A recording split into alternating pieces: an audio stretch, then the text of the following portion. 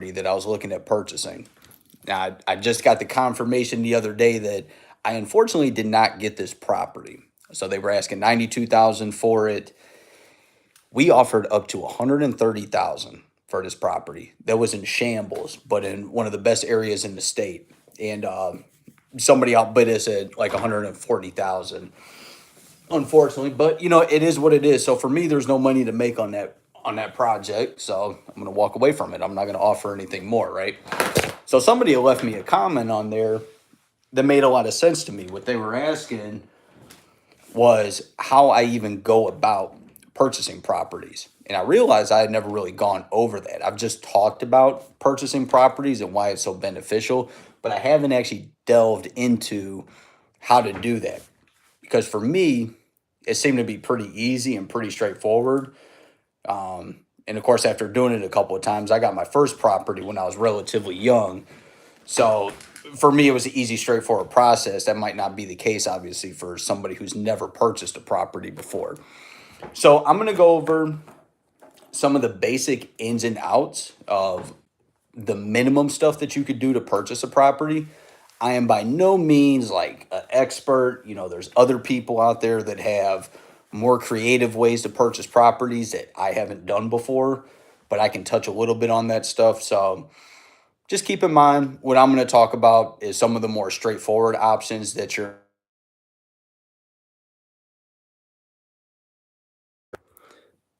Of course, everybody wants to start calling as soon as I get on it live. That's how it goes. Doing this in the afternoon. Real estate is tricky. When you're a plumber and you're busy, it's hard to find time for this stuff. But you do what you can. All right. So I have purchased. What am I up to now? I've done five. Is it five properties now? Yeah, it's been five properties now that I have purchased over the past. When I move out here, it's been about 10 years at this point that I've acquired these properties. And the way that I've purchased them is by far some of the easiest ways that you could get a property. And that is either with a conventional loan or straight up cash. By far, cash, if you have the straight up cash money to buy a house, that's probably one of the best ways you can go about it. But keep in mind, every situation is unique and it might not make sense. There's other financing options and there's ways to get other people to pay for it. Might get into that a little bit. We'll kind of see how this goes.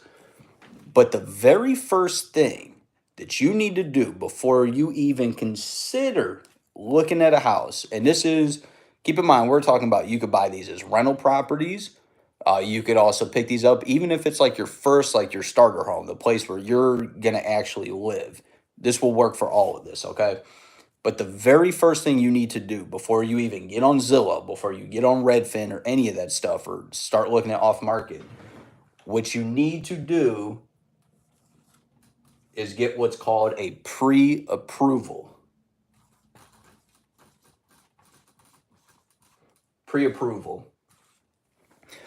And what this is essentially you're going to a lender, such as like a bank, Rocket Mortgage, somebody who does home loans. And you can typically do this to any bank. I got my first one through, I think it was Fifth Third or Key Bank, was how I got my first pre-approval.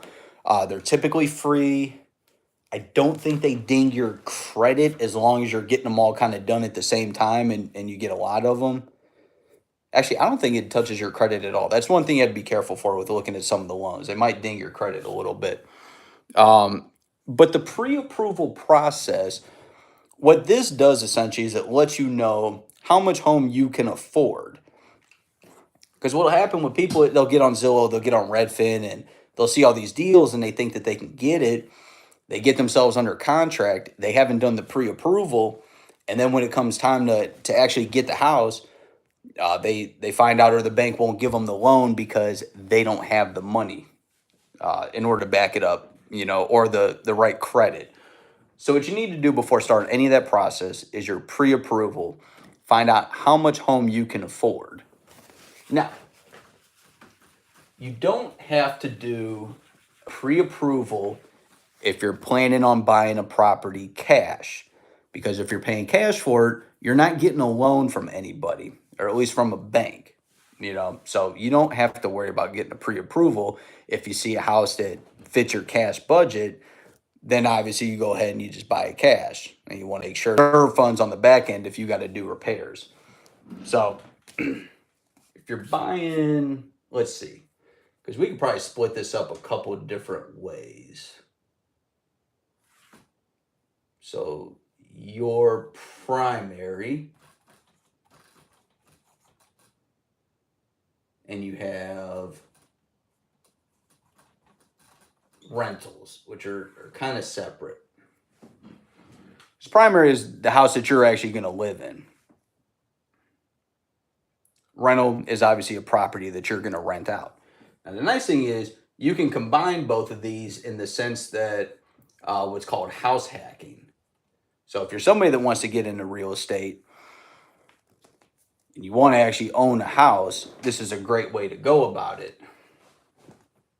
And honestly, if I was younger and kind of looking back at things, this is what I would have done. I would have tried to find a duplex, triplex, quadplex, and buy it, and rent out the other units and then sell it, get another house. Because one thing you'll find is once you have a primary residence that you stay at, you can typically get a loan for as low as 3.5% down.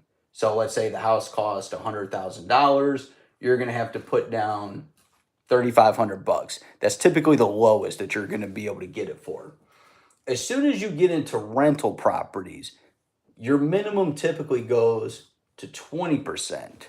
So you see how high that jumps up. So if you're buying $100,000 house, you got to put $20,000 down.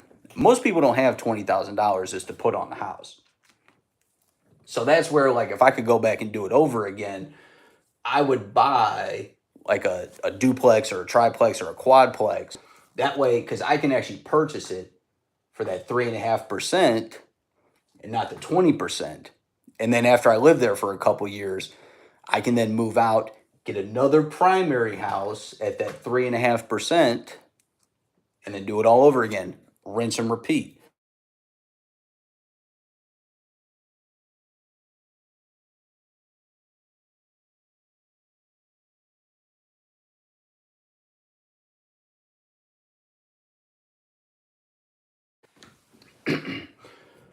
All right, so you've done your pre-approval. You found out how much house you can afford.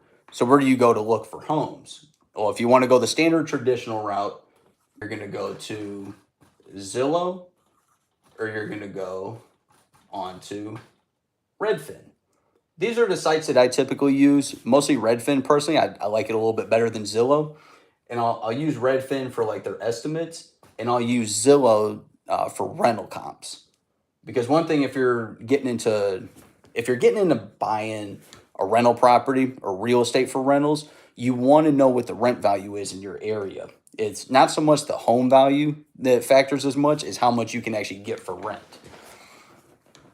So you go on Zillow and Redfin. That's where you can actually find these houses at. There's also what's called off market. This tends to be a bit trickier and a little bit more riskier. An off market is essentially a property that is not listed on the internet or the standard MLS. So everybody's not going to be able to see this property. And typically the way that you find those off-market properties is you have to know a realtor or somebody who's like a wholesaler or something of that nature who sets up these contracts and get these houses set up for you for somebody else in their network. Typically they'll have a list of people that they know, like, all right, if I'm looking at this type of house, I know if I get it under contract, I'm going to have somebody I can sell it to. So they tend to go pretty quickly and for a little bit lower price than typically what's on the market. The nice thing about off market is you tend to get a deal on them, and you can also work on what's called creative financing, which I'll kind of get into that a little bit, but that's also one that I haven't gotten into enough, and I wish I knew more about it to make the buying process easier. So you've got your pre-approval done, so now you know how much home you can afford. you've started looking at properties, right? So let's say you find a house that you like, and this house costs $100,000, right? Like we discussed before, if you're going to go the traditional conventional loan route, if it's your primary, you're going to pay, if I could write, 3.5%. And if you're going to go the non-traditional route, or if it's for a rental, sorry, excuse me 1 second.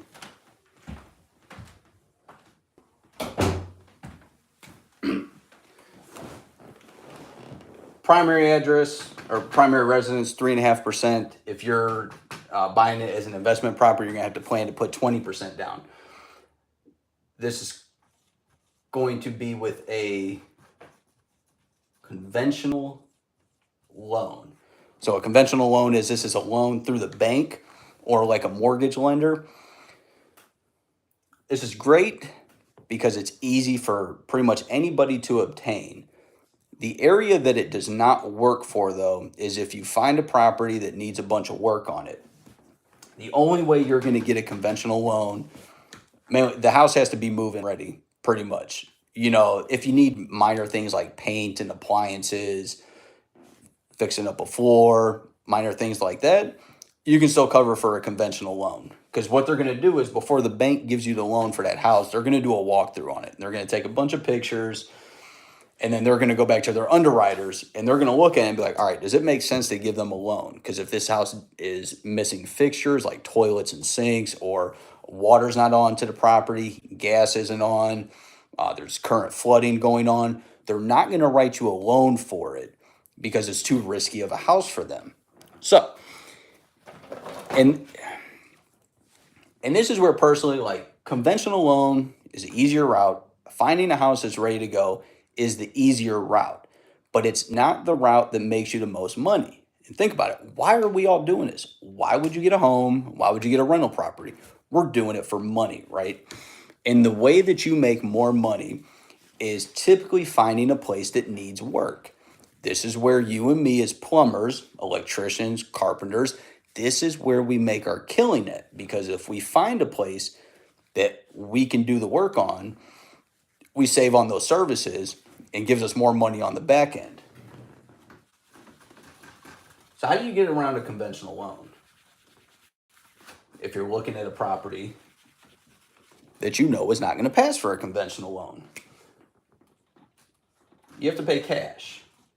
Is your next easiest route. So if you know you found a place, it's in crap condition, or it needs a lot of work, what you need to consider is, can you pay cash for it? There's also, if you know that you cannot afford to buy a house, just think about your market. Like even here in Cleveland, off market, you can find stuff as cheap as $5,000-$10,000, but it's going to be in the middle of the hood. You know, in a decent suburb, decent area, minimum I'm probably gonna have to pay for something is fifty to $80,000 is what something's gonna cost me. I don't just have 50 to 80,000 laying around that I can just throw into a house, and on top of it, I still have to put more money into it to get the house up and going. So if cash is not an option for you, what you then need to look at is what's called creative financing. And this is very broad, and there's a lot of ways that this can be done. And there's a lot of ways that I don't know how to do it either. This is not where my area of expertise is. But creative financing essentially is the ones that I do know. You can get what's called, let me move that over because you're not going to see it. You can get what's called hard money. So essentially, think about if me as an individual, I'm the bank, I'm the investor, right?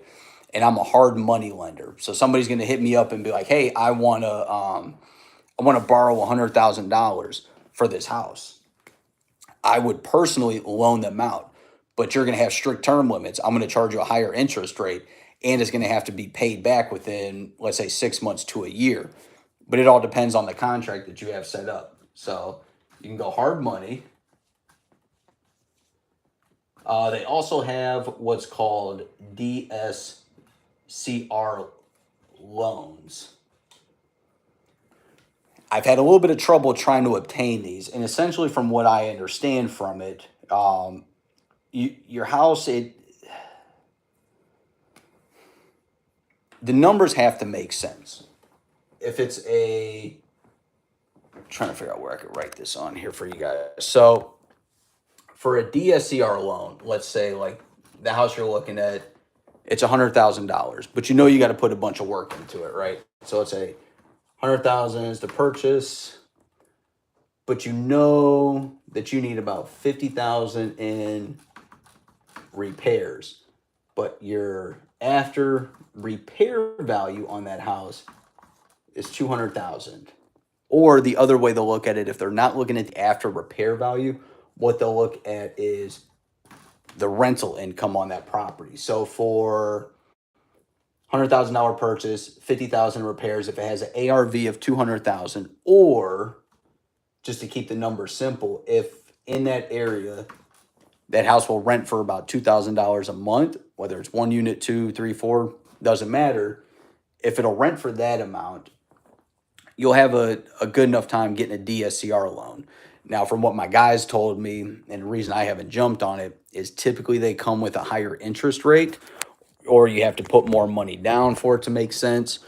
It's going to cost you a bit more to end up getting that DSCR loan. So it doesn't always make sense.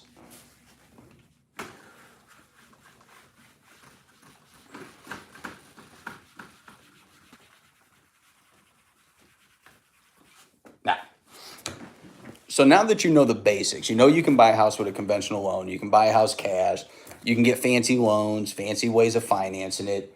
The other one that I've tried, but you have to have really good contracts, is let's see how to describe this. You want to purchase a home from somebody, right? But they agree to not sell it to you for, let's say they're asking 100,000 for it, right? But you say, hey, instead of me giving you the $100,000, I will take the contract for the house over, or I'll take the mortgage over, and what I'll do is I will pay you per month. So it's almost like they're renting the house to you without them actually owning it anymore.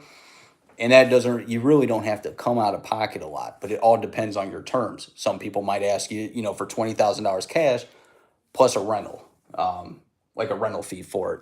So that's another way you can go. And honestly, if you think about creative financing, you can mud up any type of contract that you want to with people. It's as long as everybody's going to agree with the terms.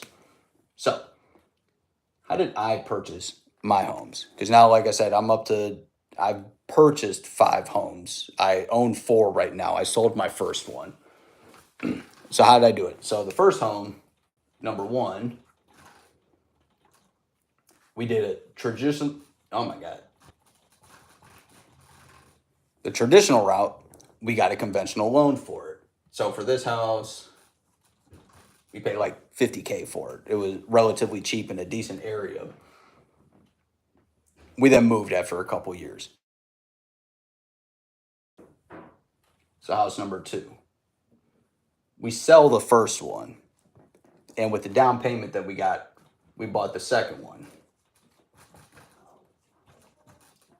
with a conventional loan. And it was a little bit more expensive, but we had some equity built up in that first house. So then what we were able to do is we took that down payment and just flipped it right back into this one. And instead of doing the 3.5%, we put down, I think, like 15 or 20% on it to keep our mortgage lower. So then at that point, after we got our primary residence, what we started looking at was our rentals. So how do we purchase our rental properties? Number 1, we paid cash. Super cheap house. Down in the middle of the hood. Not the worst part of the hood, but pretty rough area. So we purchased this house cash. We paid $25,000 for it. Very cheap, especially depending on what market you're in. $25,000 honestly is not a lot for a house at all. So we paid $25,000 cash. This house was a total hellhole. It wasn't a full gut, but it needed a lot of work. I had to do new water heaters, new bathrooms, new kitchens, carpet, flooring, paint, pretty much all that stuff. So after all that was said and done, because me being a plumber, I was able to do a lot of that work myself. I had to put 40,000 into it, right? So my total investment on that house was $65,000 cash. Now that's a lot of money to just be sitting in there. That sorry, my phone keeps going off and distracting me. Jesus Christ. $65,000 cash is a lot to be held up, right? How many people have just got that sitting around that they can just let sit out in the open? So what we did was, it's called a refinance.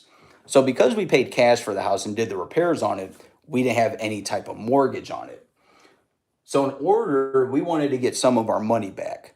So we wanted to get a mortgage on the house, which calls for a refinance. So I call up the bank and say, I want to refinance my home. So what they do is they send out an appraiser, and the appraiser essentially tells the bank what the home is worth. This is where I got screwed on my first lesson with the refinance. This is also the same strategy if you've ever heard of the BRRRR strategy. BRRRR. I got to think about this. It's buy, rehab, rent, refinance is how it goes. So I got $65,000 into the house.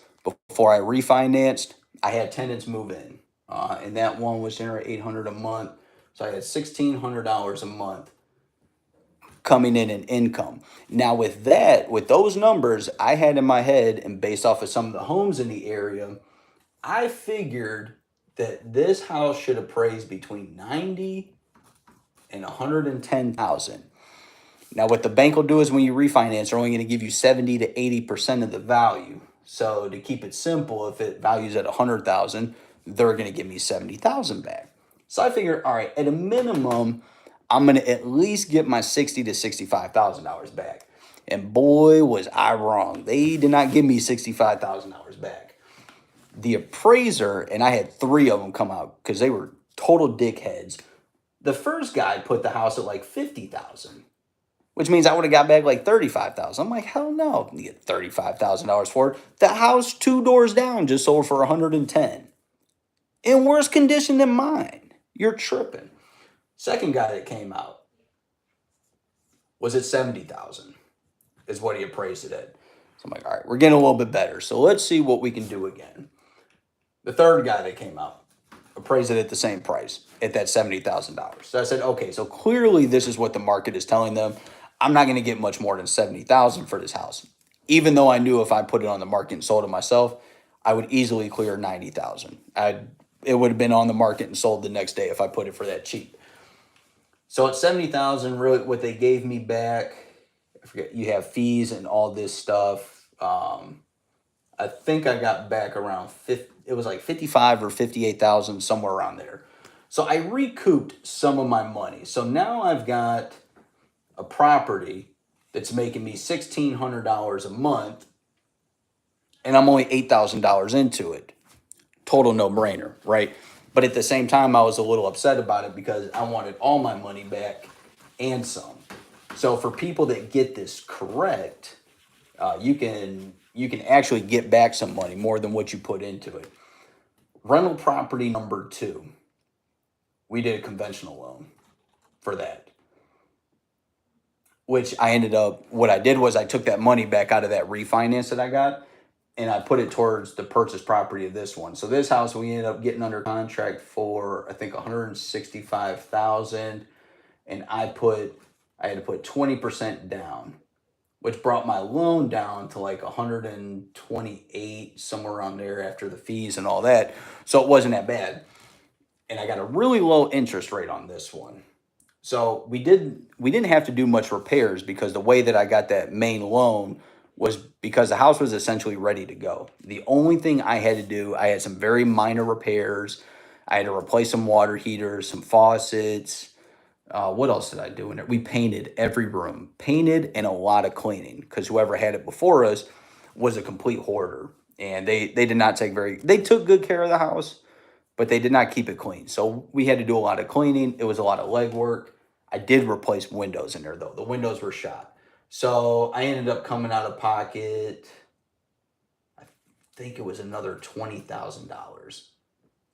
But now this property, so you figure my whole in, what was I at? Golly, 30. So I'm probably about 50K into this project. But I'm bringing in, what's that one? I got 1250. So I'm making right around 1550. I'm sorry. Jesus Christ. I'm not making 1550. I'm making way more than that one on that one. It's 1250 per unit. So that one's giving me $2,500 per month off of a $50,000 investment. Now, at the time that we finished it up, real estate rates or interest rates started going back up. So honestly, what I did was, instead of paying a higher interest rate, I just sucked it up and kept that money in there to keep my low, like 3.84% interest rate on it.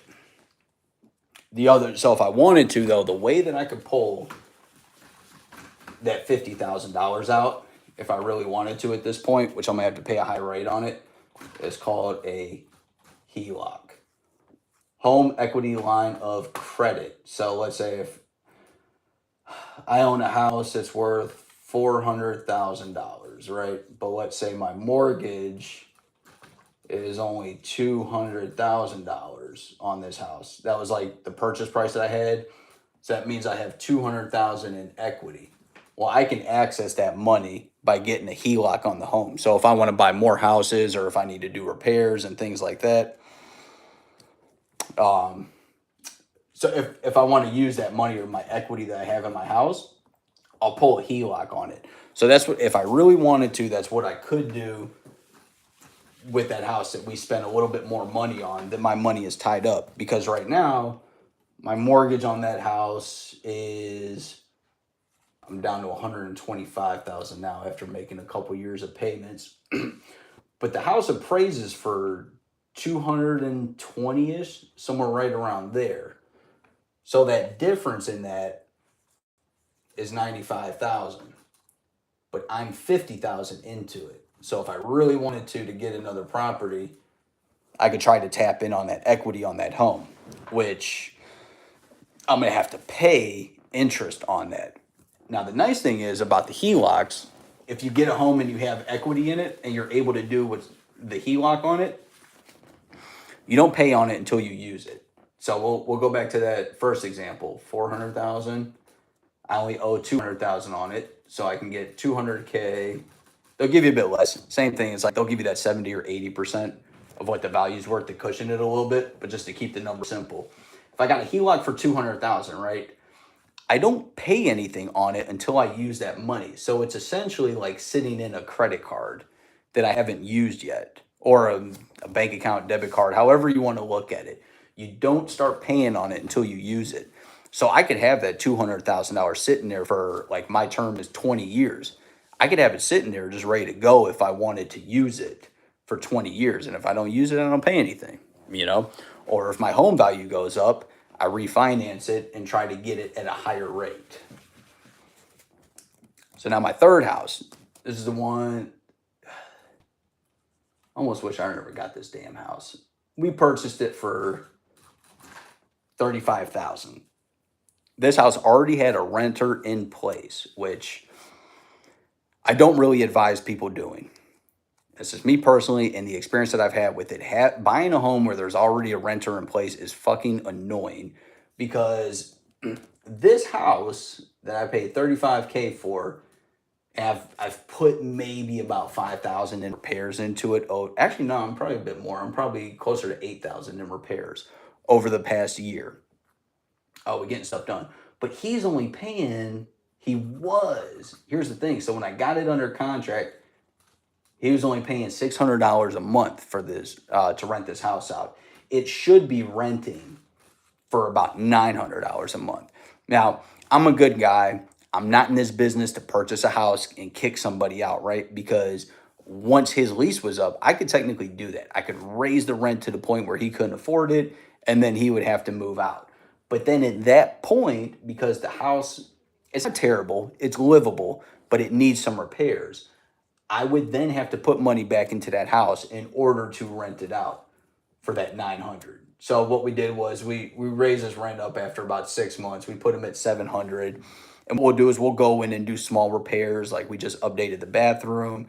The next thing we'll do is we'll update the kitchen. And we'll slowly bring him back up to that rent level to where it makes sense for that house. So then once I get up to that point, what I'll do is I'll end up trying to refinance this house, because this one I can get 90K for all day, no problem, in the area. It's in a pretty decent suburb. So that's how I went about it, was purchasing these properties. Now, if I could do it all over again, I would do what's called house hacking. And the easiest way to put that is, instead of buying a single primary residence where just you are going to live at, you are going to be looking at what's called duplexes, or a 2-family, a triplex, which is 3 families, or a quad, which is 4. The reason I stop at quad is because as soon as you get to 5 units and above, it then goes to a commercial loan. You cannot get a standard conventional loan for 5 units and above. And I'll be honest, I'm pretty sure that's across the board here in America. I don't think that's just like a state by state thing. So keep that in mind. So you want to look at just duplexes, tris, and quads, or at least this is what I would do if I could go back and do it over again. The minimum that I would do is get a duplex, because then I can live in one side of it, right? And then I have tenants that live on the other side of the unit. I don't have to travel to fix this place. I'm living in it, so I can manage it. And I can get away with that low 3.5% down if I'm going to go the conventional loan route. Because remember, as soon as you get into investment property after you've purchased your regular place that you're living at, figure coming out of pocket 20%. And in most markets, that's a lot of money that most people don't have. So I personally, if I could go back, I would house hack. I'm looking at duplexes, I'm looking at tris, and I'm looking at quads, because I want to get in for as cheap as possible. That is the main goal, for me to get in as cheap as possible. I'm not really worried about the equity. I'm not worried about selling the home. As long as when I move, if I got one side making 800, the other side making 800, as long as when I move, so I got that combined income of 1,600, I'm making sure that it covers the mortgage and any expense that comes with the house, and puts in at least $200 in my pocket. That's what I'm looking for.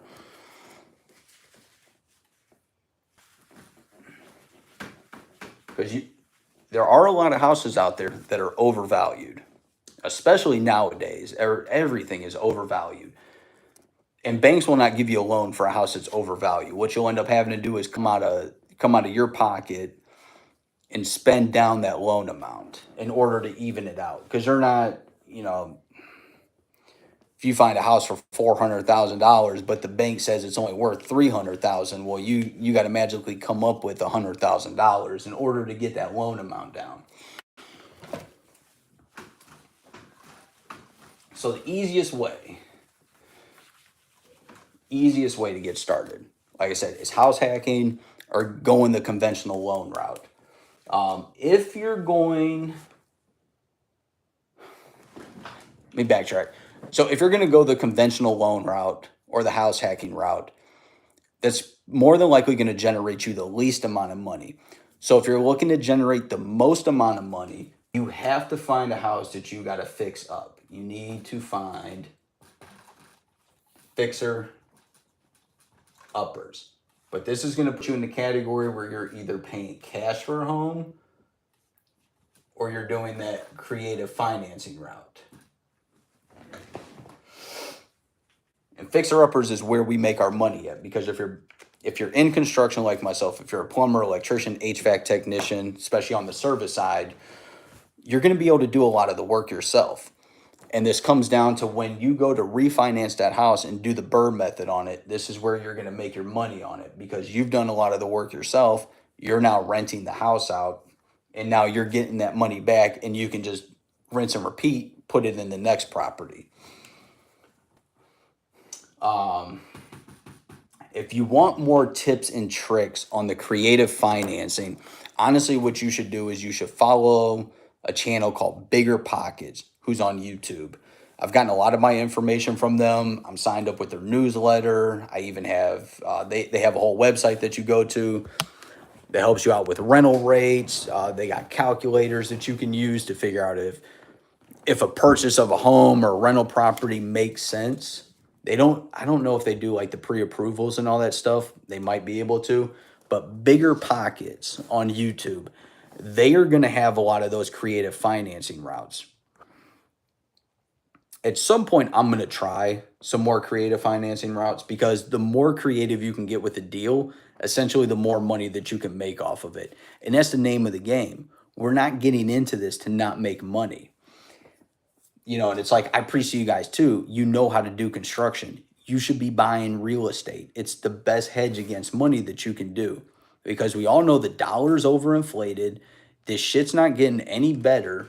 And one of the best ways that you can get around that is you have to own assets. And I'm not talking about like cars and shit like that that depreciate to a point where you can't sell it for more than what you got it for. Real estate is very common to where you can purchase a home, let's say for $100,000, and in 5, 10, 20 years, it's typically going to be worth more than what you paid for it. So it's a smart investment. You and me, we can do all the repairs ourselves. We can get the creative financing. We can refinance the home after we fix it up and get a bunch of our money back. Roll it into the next property. It's a no-brainer. So just keep in mind, if you're looking at buying a home, if this is something that's on your radar, if you're taking my pointers on it or you're listening to anybody else about it, if you don't have a bunch of cash that's laying around, what you need to do first is get that pre-approval. Get your pre-approval done, figure out how much home you can actually afford. And then from there, you know what you can look at, what you can afford, what you're willing to bet on. Are you just trying to buy a house you don't have to do any work on? You're not worried about making a ton of money? Or do you want to go the route of purchasing a home that needs a full gut, bathroom, kitchen renovations, things like that? The other final thing that I'll touch on here when it comes to buying the homes, for people like you and me, for especially plumbers, this is where we come in here and we make a killing. By adding bathrooms to a home, by moving the laundry to a first or second floor, what's the other one? Updating the kitchen, or making the kitchen bigger. These are some of the most important things that you can do to a home that's going to create the value for it right away. You think about when people buy homes, the biggest things that they want done are the kitchens and the bathrooms because they tend to be the most costly projects. This is where we come in and make a killing. So when you're looking at homes too, keep in mind, like, is this house big enough or is the layout correct to where I can knock out some walls, make this kitchen bigger, or can I add a bathroom somewhere, whether it be in the basement, in a bedroom, wherever it may be. It's not hard to move walls around, even if they're load bearing. There's plenty of options around that. So what you need to look at is, how can I add value to this home? And the easiest way for us plumbers to do that is by adding a bathroom. So I want to touch on here for buying your first property. I think I've about covered I think I've about covered most of the basics on here. I know a lot of you guys are at work. You're not able to jump on here and ask me questions. But what I want you to do is go over this video, ask me some questions about it. If there's other things that you're thinking about, like, hey, can I do this to purchase a home? Does it make sense to do this? If I buy a house for $100,000, but I can rent it for $900 a month, does that make sense? Because you got to pay attention to those numbers. You do not want to put yourself in a bad deal, especially on your first home. This is all Salvis, this is all residential. I'm not, at least for me, I'm not doing any commercial yet. Everything I do is residential, single, duplex, triplexes, quads. And my reason for that is because as soon as you get into commercial, the loan terms are completely different. Now, I'm hoping I get to the point where, yes, I can buy like a small apartment complex or some commercial properties. Right now, for me, doesn't make a whole lot of sense. If I'm going to do that, I'm going to sell the properties that I do have, and then I'm gonna try to get a commercial loan based off of that. But it's considerably trickier to get a commercial loan than it is for a regular conventional loan that you would for a home. What else was there? So you're getting your pre-approval. You're figuring out how much home you can afford, and you need to figure out how much work you're willing to put into it. And those are really the biggest things. And if you can't afford it directly, if you don't have the money, who can you reach out to for the money? Are you going to do a hard money loan? Do you have some friends or family that you can add in on the deal with and have some partners? There's a ton of ways that you can get these deals done. But like I said, keep it simple. Get your pre-approval done first, because that'll let you know right then and there how much home you can even afford. If you got cash, you don't even have to worry about that. Go ahead, buy your home, fix it up, refinance it, get that money back out, do it all over again. And like I said, this makes the most sense for people like you and me who are plumbers. We can do a lot of the work ourselves. We can add that extra value to the homes, and it makes it that much easier to refinance it. And it makes it more attractive for renters. So keep that in mind. I appreciate all you guys that stopped by and watched the video. Hit me a like, drop a comment.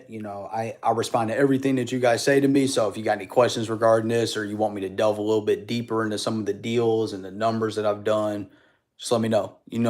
I'm more than happy to drop some of these for you guys. So I appreciate you for tuning in. You guys stay safe out there.